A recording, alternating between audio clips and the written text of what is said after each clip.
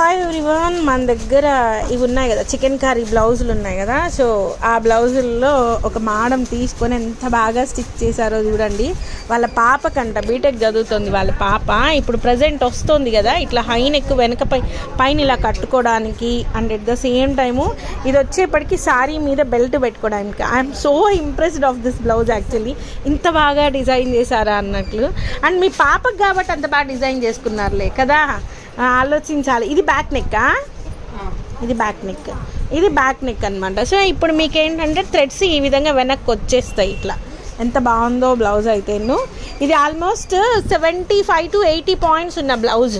ఎంత హెల్దీగా ఉన్న వాళ్ళకి కూడా సరిపోతుంది అనేది, అంటే వాళ్ళ చేతుల్లో వర్క్ కాబట్టి ఇంత ఈజీగా సరిపోయింది. సో చూసుకోండి, మీరే స్టిచ్చింగ్ చేసుకునే వాళ్ళైతే బోలెడ్ బ్లౌజులు తీసుకొని చక్కగా స్టిచ్ చేసుకోవచ్చు. చాలా బాగుంది బ్లౌజ్ అయితే, చాలా అంటే చాలా ఇన్నోవేటివ్గా ఉంది. సో